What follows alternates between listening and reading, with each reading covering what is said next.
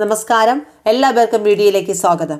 10ാം class social സയൻസിലെ part 2 text ബുക്കിലെ first ചാപ്റ്ററായ സ്വാതന്ത്ര്യാനന്തര ഇന്ത്യ എന്ന ചാപ്റ്ററിൻ്റെ സെക്കൻഡ് വീഡിയോയാണ് ഈ ക്ലാസ്സിൽ ഉൾപ്പെടുത്തിയിരിക്കുന്നത്. ഈ ചാപ്റ്ററിൻ്റെ ഫസ്റ്റ് വീഡിയോയുടെ ലിങ്ക് ഡിസ്ക്രിപ്ഷൻ ബോക്സിൽ അവൈലബിൾ ആണ്. ക്ലാസ് കാണാത്തവർ ആ ക്ലാസ്സും കാണാൻ ശ്രമിക്കുക. ആദ്യമായി ക്ലാസ് കാണുന്ന ആരെങ്കിലും ഉണ്ടെങ്കിൽ ചാനൽ സബ്സ്ക്രൈബ് ചെയ്യുക, തൊട്ടടുത്തുള്ള ബെല്ലൈക്കൺ കൂടി എനേബിൾ ചെയ്യുക. നിങ്ങളുടെ അഭിപ്രായങ്ങൾ കമൻറ്റ് ബോക്സിൽ രേഖപ്പെടുത്തുക. ക്ലാസ്സിലേക്ക് കടക്കാം. ഇന്ത്യയുടെ സാമ്പത്തികമായ ആധുനികവൽക്കരണത്തിന് വൻകിട അണക്കെട്ടുകൾ പ്രധാന പങ്ക് വഹിച്ചു. കൃഷിക്കാവശ്യമായ ജലവും വ്യവസായങ്ങൾക്കാവശ്യമായ വൈദ്യുതോർജ്ജവും ഇതിൽ നിന്ന് ലഭിച്ചു. ഇന്ത്യയിലെ ഏറ്റവും വലിയ വിവിധോദ്ദേശ നദീതട പദ്ധതിയായ ഫക്രാനങ്കൽ പദ്ധതി സ്വാതന്ത്ര്യാനന്തര ഇന്ത്യയുടെ അഭിമാനമാണ്. അവിടെ നോട്ട് ചെയ്യുക, ഇന്ത്യയിലെ ഏറ്റവും വലിയ വിവിധോദ്ദേശ നദീതട പദ്ധതി ഏത്? ഫക്രാനങ്കൽ പദ്ധതി. കാർഷിക പുരോഗതി, കന്നുകാലി സംരക്ഷണം, ഭൗതിക സാഹചര്യങ്ങളുടെ ഉന്നമനം തുടങ്ങിയ ലക്ഷ്യങ്ങളോടെ ദേശീയ തലത്തിൽ 55 പദ്ധതികൾക്ക് 1952 ഒക്ടോബർ 2 തുടക്കം കുറിച്ചു. 1952 ഒക്ടോബർ 2 55 പദ്ധതികൾക്ക് തുടക്കം കുറിച്ചു. ഇന്ത്യയുടെ ശാസ്ത്ര സാങ്കേതിക നേട്ടങ്ങളെക്കുറിച്ച് നോക്കാം.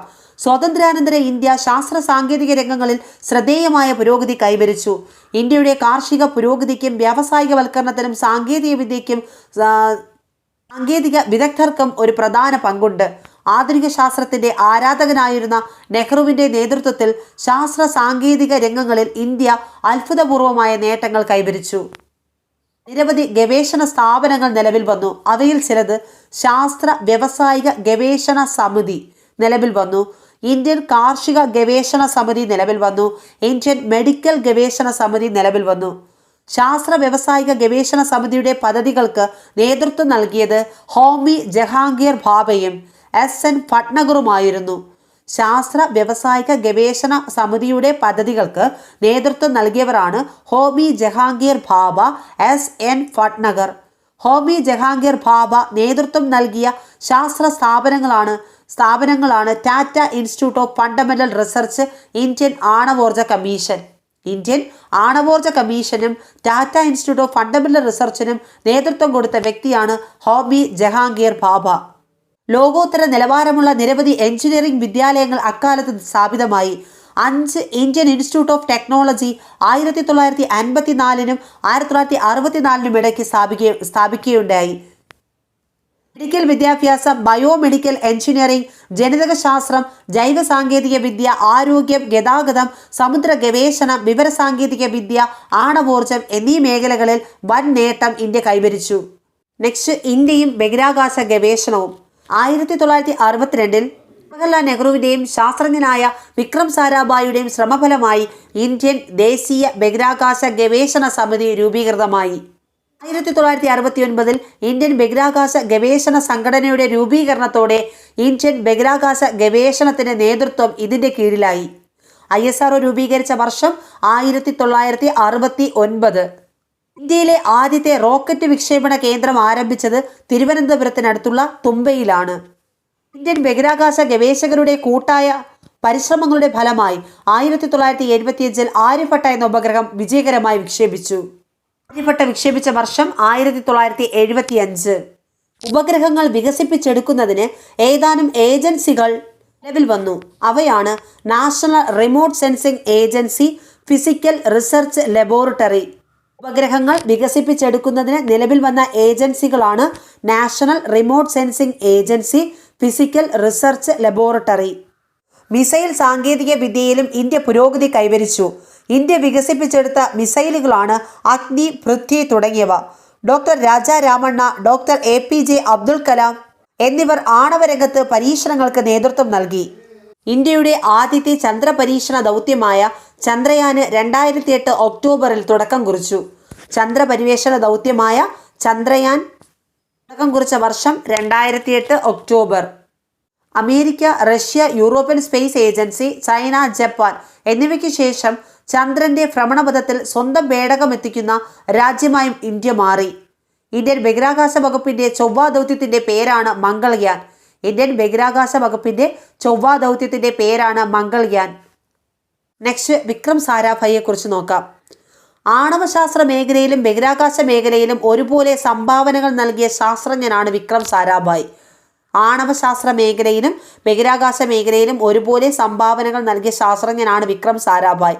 കേംബ്രിഡ്ജിൽ നിന്ന് ഉന്നത വിദ്യാഭ്യാസം നേടി ഇന്ത്യയിലെത്തിയ അദ്ദേഹം അഹമ്മദാബാദിലെ ഫിസിക്കൽ റിസർച്ച് ലബോറട്ടറിയിൽ ഫിസിക്സ് പ്രൊഫസറും ഡയറക്ടറുമായി. തുമ്പ ബഹിരാകാശ ഗവേഷണ കേന്ദ്രം, അഹമ്മദാബാദിലെ ഉപഗ്രഹ വാർത്താവിനിമയ കേന്ദ്രം തുടങ്ങിയവയുടെ ശില്പി വിക്രം സാരാഭായിയാണ്. അദ്ദേഹത്തിന്റെ ഓർമ്മയ്ക്കായി തുമ്പയിലെ ബഹിരാകാശ കേന്ദ്രത്തിന് Vikram Sarabhai space centre VSSC എന്ന് പേര് നൽകി. Next doctor APJ Abdul Kalam. ഇന്ത്യയുടെ 11ാം രാഷ്ട്രപതിയായ ഡോക്ടർ APJ അബ്ദുൽ കലാം ശാസ്ത്രജ്ഞനും ഗവേഷകനുമായിരുന്നു. മിസൈൽ സാങ്കേതിക വിദ്യ പരിപോഷിപ്പിക്കുന്നതിൽ വിദഗ്ധനായിരുന്നു അദ്ദേഹം. ISROയുടെ ചുമതല വഹിച്ച അദ്ദേഹം ബഹിരാകാശ ഉപഗ്രഹ വിക്ഷേപണ വാഹിനികൾ വികസിപ്പിച്ചു. SLV-3, PSLV എന്നീ വിക്ഷേപണ വാഹിനികളാണ് അദ്ദേഹം വികസിപ്പിച്ചത്. അദ്ദേഹത്തെ മിസൈൽ മാൻ ഓഫ് ഇന്ത്യ എന്ന് വിശേഷിപ്പിക്കുന്നു. മിസൈൽ മാൻ ഓഫ് ഇന്ത്യ എന്നറിയപ്പെടുന്നത് doctor APJ Abdul Kalam. APJ Abdul Kalam വികസിപ്പിച്ച ഉപഗ്രഹ വിക്ഷേപണ വാഹിനികളാണ് SLV-3, PSLV. നെക്സ്റ്റ് വിദ്യാഭ്യാസം. ഇന്ത്യയുടെ ഭാവി നിർണ്ണയിക്കുന്നത് ഇന്ത്യയുടെ ക്ലാസ് റൂമുകളിലാണ് എന്ന് പറഞ്ഞതാര്? Doctor VS Kothari. എക്സാമിന് ചോദിക്കാം, ഇന്ത്യയുടെ ഭാവി നിർണ്ണയിക്കുന്നത് ഇന്ത്യയുടെ ക്ലാസ് റൂമുകളിലാണ്. ആരുടെ വാക്കുകളാണ്? Doctor VS Kothari. വിവിധ വിദ്യാഭ്യാസ കമ്മീഷനുകളെ കുറിച്ച് നമുക്ക് നോക്കാം. ഡോക്ടർ രാധാകൃഷ്ണ കമ്മീഷൻ നിലവിൽ വന്ന വർഷം 1948. ലക്ഷ്യം സർവകലാശാല വിദ്യാഭ്യാസത്തെക്കുറിച്ചുള്ള പഠനം നടത്തിയ കമ്മീഷനാണ് ഡോക്ടർ രാധാകൃഷ്ണ കമ്മീഷൻ. തൊഴിലധിഷ്ഠിത വിദ്യാഭ്യാസ സ്ഥാപനങ്ങൾ തുടങ്ങുക, സ്ത്രീ വിദ്യാഭ്യാസത്തിന് പ്രാധാന്യം നൽകുക, യൂണിവേഴ്സിറ്റി ഗ്രാൻഡ് കമ്മീഷൻ രൂപീകരിക്കുക, ഇതൊക്കെയായിരുന്നു ശുപാർശകൾ. യൂണിവേഴ്സിറ്റി ഗ്രാൻഡ് കമ്മീഷൻ നിലവിൽ വരാൻ കാരണമായ കമ്മീഷൻ ഏത് എന്ന എക്സാമിന് മുന്നേ ചോദിച്ചിട്ടുണ്ട്. ഉത്തരം ഡോക്ടർ രാധാകൃഷ്ണ കമ്മീഷൻ. 1948 നിലവിൽ വന്നു. സർവകലാശാല വിദ്യാഭ്യാസത്തെക്കുറിച്ച് പഠിക്കാനുള്ള കമ്മീഷനായിരുന്നു doctor S Radhakrishna commission. Next doctor Lakshmanaswami Mudaliar commission നിലവിൽ വന്ന വർഷം 1952. ഡോക്ടർ ലക്ഷ്മണസ്വാമി മുതലിയാർ കമ്മീഷൻ നിലവിൽ വന്ന വർഷം 1952. സെക്കൻഡറി വിദ്യാഭ്യാസ മേഖലയെക്കുറിച്ചുള്ള പഠനം നടത്തിയ കമ്മീഷനാണ് ഡോക്ടർ ലക്ഷ്മണസ്വാമി മുതലിയാർ കമ്മീഷൻ. ത്രിഭാഷാ പദ്ധതി നടപ്പിലാക്കണം എന്ന് ശുപാർശ ചെയ്ത കമ്മീഷനാണ് ലക്ഷ്മണസ്വാമി മുതലിയാർ കമ്മീഷൻ. സെക്കൻഡറി തലത്തിൽ വിദ്യാഭ്യാസ കമ്മീഷൻ രൂപീകരിക്കണം, വിവിധോദ്ദേശ സ്കൂളുകൾ സ്ഥാപിക്കണം, അധ്യാപക പരിശീലന സമിതികൾ രൂപീകരിക്കണം എന്നിങ്ങനെ ശുപാർശകൾ നൽകിയ കമ്മീഷനാണ് ഡോക്ടർ ലക്ഷ്മണസ്വാമി മുതലിയാർ കമ്മീഷൻ. നിലവിൽ വന്ന വർഷം 1952. Next doctor DS Kothari commission. Doctor DS Kothari commission നിലവിൽ വന്ന വർഷം 1964.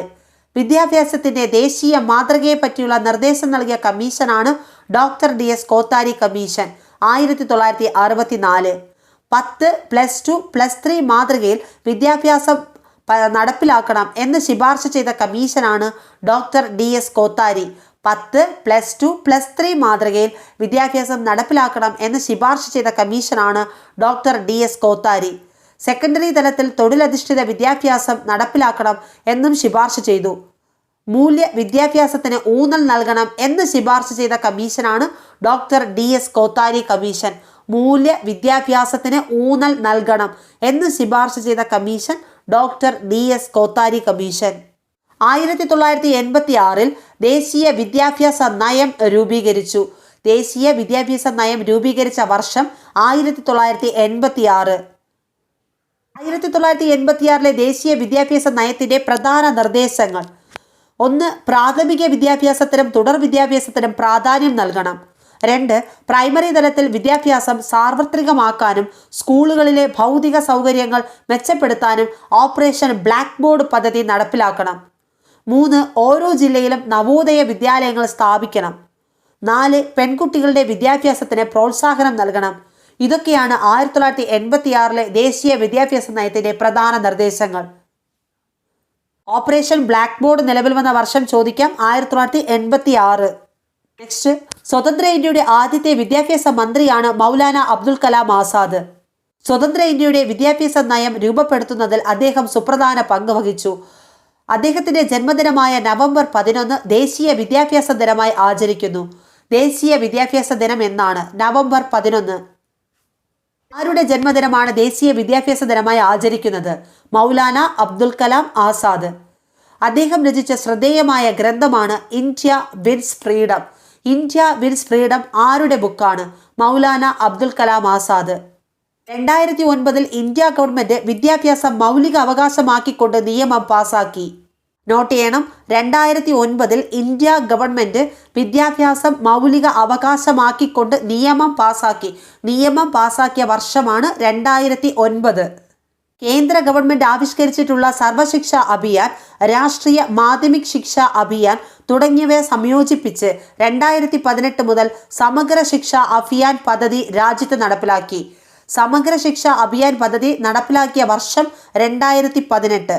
കേന്ദ്ര ഗവൺമെന്റ് ആവിഷ്കരിച്ചിട്ടുള്ള പദ്ധതികളായ സർവശിക്ഷ അഭിയാനും രാഷ്ട്രീയ മാധ്യമിക് ശിക്ഷ അഭിയാനും കൂടി സംയോജിപ്പിച്ച് സർവശിക്ഷ അഭിയാനും രാഷ്ട്രീയ മാധ്യമിക് ശിക്ഷ അഭിയാനും സംയോജിപ്പിച്ച് 2018 സമഗ്ര ശിക്ഷ അഭിയാൻ പദ്ധതി രാജ്യത്ത് നടപ്പിലാക്കി. വിദ്യാഭ്യാസത്തെ സംസ്കാരവുമായി ബന്ധിപ്പിക്കുക എന്ന ലക്ഷ്യത്തോടെ കേന്ദ്ര സാംസ്കാരിക വകുപ്പ് 1979 രൂപീകരിച്ച സ്ഥാപനമാണ് centre for culture resource and training.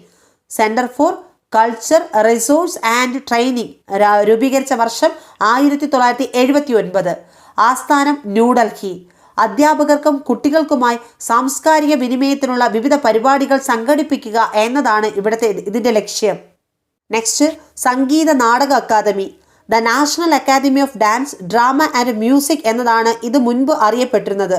സംഗീതത്തിൻ്റെയും നാടകത്തിൻ്റെയും പ്രോത്സാഹനമാണ് ലക്ഷ്യം. സംഗീത നാടക അക്കാദമിയുടെ മുൻപ് അറിയപ്പെട്ടിരുന്ന പേരാണ് the national academy of dance, drama and music എന്നായിരുന്നു. സംഗീത നാടക അക്കാദമിയുടെ ആസ്ഥാനം ന്യൂഡൽഹി. ലളിതകലാ അക്കാദമി. ഇന്ത്യക്കകത്തും പുറത്തും ഇന്ത്യൻ കലകളുടെ പ്രചാരണമാണ് പ്രധാന ലക്ഷ്യം. ഇന്ത്യക്കകത്തും പുറത്തും ഇന്ത്യൻ കലകളുടെ പ്രചാരണം പ്രധാന ലക്ഷ്യമാക്കിയിട്ടുള്ള സ്ഥാപനമാണ് ലളിതകലാ അക്കാദമി. ലളിതകലാ അക്കാദമിയുടെ ആസ്ഥാനം ന്യൂഡൽഹി. ഇന്ത്യൻ ഭാഷാ സാഹിത്യത്തിൻ്റെ ഉന്നമനം ലക്ഷ്യമാക്കിയിട്ടുള്ള സ്ഥാപനമാണ് സാഹിത്യ അക്കാദമി. സാഹിത്യ അക്കാദമിയുടെ ആസ്ഥാനം ന്യൂഡൽഹി. സംഗീത നാടക അക്കാദമിയുടെ കീഴിൽ സ്ഥാപിതമായ നാഷണൽ സ്കൂൾ ഓഫ് ഡ്രാമ എല്ലാ വർഷവും നാടകമേള നടത്തുന്നു. നാഷണൽ സ്കൂൾ ഓഫ് ഡ്രാമയുടെ ആസ്ഥാനം ന്യൂഡൽഹി. കുറഞ്ഞ ചെലവിൽ പുസ്തകങ്ങൾ പ്രസിദ്ധീകരിക്കുക, വായന വളർത്തുക, ഇന്ത്യൻ പുസ്തകങ്ങൾ സ്വദേശത്തും വിദേശത്തും പ്രോത്സാഹിപ്പിക്കുക, ഇതൊക്കെയാണ് നാഷണൽ ബുക്ക് ട്രസ്റ്റ് ഓഫ് ഇന്ത്യയുടെ ലക്ഷ്യങ്ങൾ. നാഷണൽ ബുക്ക് ട്രസ്റ്റ് ഓഫ് ഇന്ത്യയുടെ ആസ്ഥാനം ന്യൂഡൽഹി. സംഗീത നാടക അക്കാദമിയുടെ ആസ്ഥാനം ന്യൂഡൽഹി. ലളിതകലാ അക്കാദമിയുടെ ആസ്ഥാനം ന്യൂഡൽഹി. സാഹിത്യ അക്കാദമിയുടെ ആസ്ഥാനം ന്യൂഡൽഹി. നാഷണൽ സ്കൂൾ ഓഫ് ഡ്രാമയുടെ ആസ്ഥാനം New Delhi. National book trust of ഇന്ത്യയുടെ ആസ്ഥാനം ന്യൂഡൽഹി. വിദേശ നയം. ലോകത്തെ എല്ലാ ജനവിഭാഗത്തിൻ്റെയും സൗഖ്യവും സ്വാതന്ത്ര്യവും ഉറപ്പുവരുത്തുന്ന വലിയ ദൗത്യം ഏറ്റെടുത്തുകൊണ്ട് എല്ലാവരുമായും സൗഹൃദപരമായ സഹകരണമാണ് നമ്മുടെ ലക്ഷ്യം. ആരുമായും പ്രശ്നങ്ങൾ സൃഷ്ടിക്കുന്നതിന് ഞങ്ങൾ തയ്യാറല്ല എന്നാണ് ലോകരാജ്യങ്ങളോട് ഉണർത്താനുള്ളത്. ഇത് ആരുടെ വാക്കുകൾ? ജവഹർലാൽ നെഹ്റു. വിദേശ രാജ്യങ്ങളോടുള്ള ഇന്ത്യയുടെ സമീപനം വ്യക്തമാക്കുന്നതാണ് നെഹ്റുവിൻ്റെ ഈ വാക്കുകൾ. സ്വാതന്ത്ര്യ സമര കാലഘട്ടത്തിൽ ഇന്ത്യൻ നാഷണൽ കോൺഗ്രസ് രൂപപ്പെടുത്തിയ വിദേശ നയമാണ് സ്വാതന്ത്ര്യാനന്തര ഇന്ത്യ സ്വീകരിച്ചത്. ഇന്ത്യൻ വിദേശ നയത്തിൻ്റെ മുഖ്യ ശില്പി എന്നറിയപ്പെടുന്നത് ജവഹർലാൽ നെഹ്റു. ഇന്ത്യൻ വിദേശ നയത്തിൻ്റെ മുഖ്യ ശില്പി എന്നറിയപ്പെടുന്നത് ജവഹർലാൽ നെഹ്റു. ഇന്ത്യൻ വിദേശ നയത്തിൻ്റെ പ്രധാന തത്വങ്ങൾ ഏതെല്ലാം?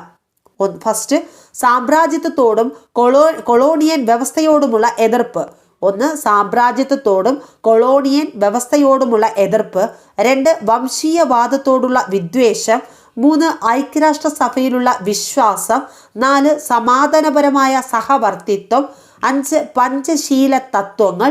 6. വിദേശ സഹായത്തിൻ്റെ ആവശ്യകതയിലുള്ള ഊന്നൽ. 7. ചേരിചേരായ്മ. ഇന്ത്യയുടെ വിദേശ നയത്തിൻ്റെ പ്രധാന തത്വങ്ങളിൽ പെടാത്തതേത് എന്ന് നമുക്ക് എക്സാമിന് ചോദിക്കാം. അതുകൊണ്ട് ഇത്രയും പോയിന്റ്സ് കാണാതെ പഠിക്കുക. നെക്സ്റ്റ്, പഞ്ചശീല തത്വങ്ങൾ. 1954 ചൈനയുമായി അതിർത്തി തർക്കമുണ്ടായപ്പോൾ ഇന്ത്യ ചൈനയുമായി ഒപ്പിട്ട കരാറാണ് പഞ്ചശീല തത്വങ്ങൾ.